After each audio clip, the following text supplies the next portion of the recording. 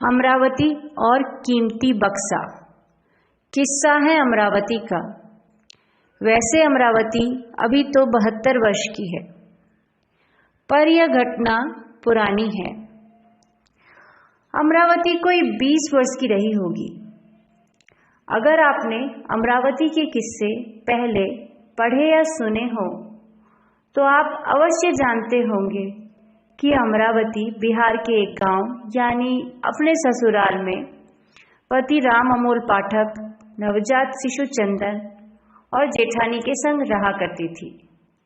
अमरावती के पति राम अमोल पाठक जी बड़े ही सज्जन व्यक्ति थे और अमरावती ठीक उनके विपरीत। राम अमोल पाठक जी की शहर में अभी अभी एडिटर की नौकरी लगी थी। नौकरी की खुशखबरी सुनाते हुए राम अमोल पाठक जी अमरावती से कहते हैं, चंदन की माँ, बहुत बड़ी खुशखबरी है। शहर में मेरी बहुत अच्छी नौकरी लगी है। पर तुम तो जानती हो भैया व्यापार के सिलसिले में बनारस ही रहते हैं। सुशीला भाभी अकेले कैसे रहेंगी भला, और चंदन भी अभी छोटा है, तो अभी मैं शहर अकेला ही जाता हूं। पर राम अमोल पाठक जी की नौकरी शहर में लगने के बाद अमरावती गांव में रहने को कतई तैयार नहीं थी। आखिरकार राम अमोल पाठक जी अमरावती को शहर ले जाने के लिए तैयार हो ही जाते हैं। सुबह का समय था। राम अमोल पाठक जी आंगन में दातुन कर रहे थे। अमरावती रसोई के काम में लगी थी। अमरावती की जेठानी सुशीला भाभी सफाई वाली कजरी के संग घर के बर्तन साफ कर रही थी।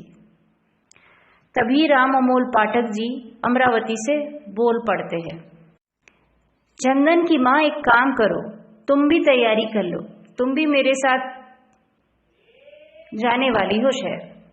अब इस बात को सुनकर अमरावती खुशी से फूले नहीं समाती और सहसा ही उसमें एक अकड़ आ जाती है। अकड़ते हुए सफाई वाली कजरी से कहती है, कजरी, जब बाजार जाओ सब्जियां लाने तो एक थैला लेती आना, मुझे पीतल और कांसे के बर्तन भी तो ले जाने हैं ना। अमरावती की बात सुन सुशीला भाभी बोल पड़ती है, अमरावती, पीतल कांसे के बर्तन अभी क्यों ले जाने हैं, जब अगली बार गांव आओ तो ले जाना। राम अमोल पाठक जी को सुशीला भाभी की बात सही लगती है और वो हामी भरते हुए कहते हैं, भाभी बिल्कुल ठीक कह रही है चंदन की माँ।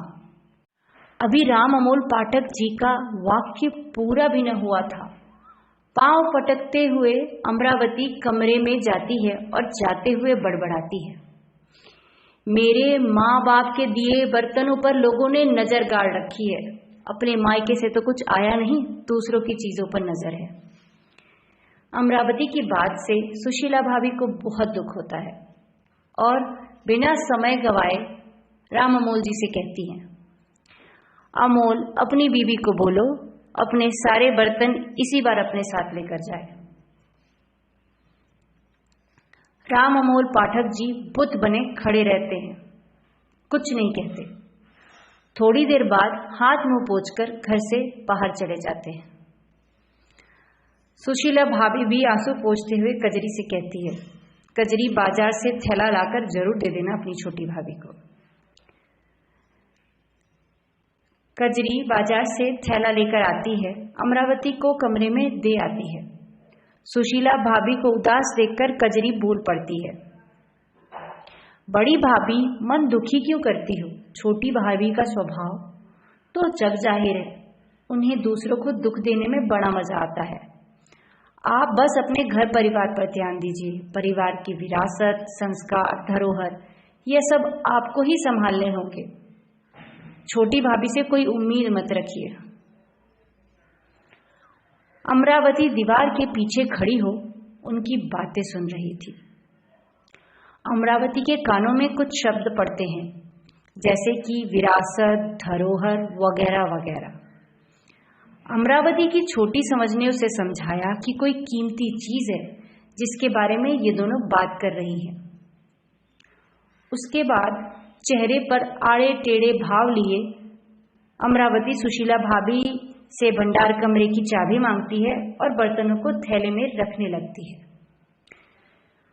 तभी सुशीला भाभी भी भंडार कमरे में आती है और भंडार कमरे से स्टील का एक छोटा सा बक्सा अपने कमरे में लेकर चली जाती है।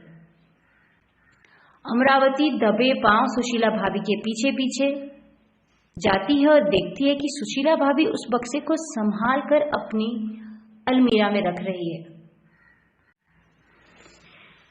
यह सब देखने के बाद तो अमरावती का शक यकीन में बदल जाता है।